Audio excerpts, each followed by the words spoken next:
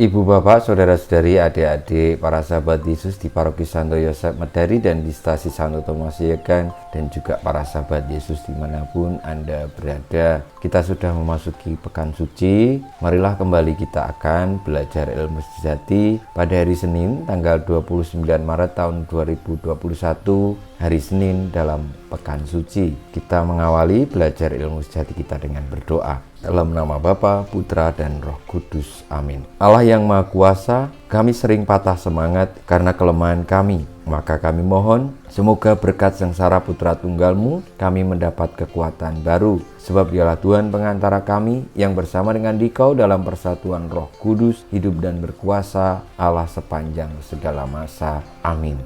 Para sahabat Yesus yang terkasih, kita akan belajar ilmu sejati dari Injil Yesus Kristus menurut Yohanes bab 12 ayat 1 sampai dengan 11. 6 hari sebelum Paskah, Yesus datang ke Betania, tempat tinggal Lazarus yang ia bangkitkan dari antara orang mati. Di situ diadakan perjamuan untuk dia. Marta melayani dan salah seorang yang turut makan dengan Yesus adalah Lazarus. Maka Maria mengambil setengah kati minyak narwastu murni yang mahal harganya, lalu meminyaki kaki Yesus dan menyekanya dengan rambutnya. Dan bau minyak itu semerbak memenuhi seluruh rumah. Tetapi Yudas Iskariot, seorang dari murid-murid Yesus yang akan segera menyerahkan dia, berkata, "Mengapa minyak narwastu ini tidak dijual 300 dinar dan uangnya diberikan kepada orang-orang miskin?" Hal itu dikatakannya bukan karena ia memperhatikan nasib orang-orang miskin, melainkan karena ia adalah seorang pencuri. Ia sering mengambil uang yang disimpan dalam kas yang dipegangnya. Maka kata Yesus, "Biarkanlah dia melakukan hal ini mengingat hari penguburanku. Karena orang-orang miskin selalu ada padamu, tetapi aku tidak akan selalu ada pada kamu." Banyak orang Yahudi mendengar bahwa Yesus ada di Betania. Maka mereka datang bukan hanya karena Yesus, melainkan juga untuk melihat Lazarus yang telah dibangkitkannya dari antara orang mati. Lalu imam-imam kepala bermufakat untuk membunuh Lazarus juga, sebab karena dialah banyak orang Yahudi meninggalkan mereka dan percaya kepada Yesus. Demikianlah Injil Tuhan kita, terpujilah Kristus.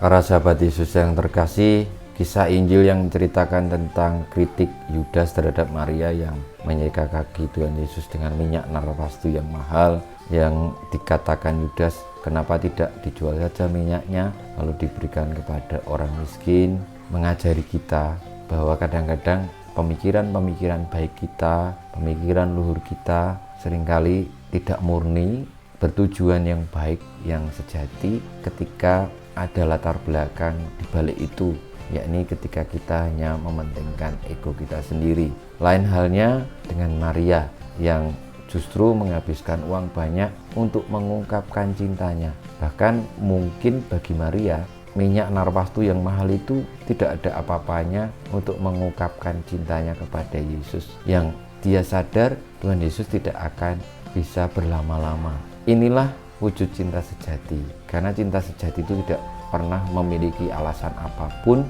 untuk mengungkapkan yang paling baik bagi orang yang dicintainya. Tidak dengan alasan yang paling luhur sekalipun, tetapi begitu saja diungkapkan.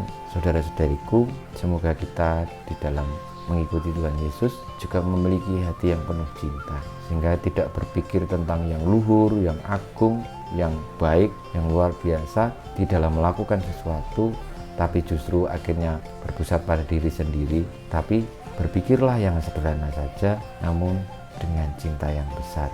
Karena cinta tidak diukur dari pintarnya seseorang, dari suksesnya seseorang, dari kayanya seseorang, tidak, tetapi dari besarnya perhatian, dari keseluruhan hati yang diberikan. Bahkan mungkin kekayaan tidak akan bisa menandingi hati yang seluruhnya diberikan itu. Kita mohon berkat Tuhan, kemuliaan kepada Bapa, Putra, dan Roh Kudus, seperti pada permulaan sekarang, selalu, dan sepanjang segala abad.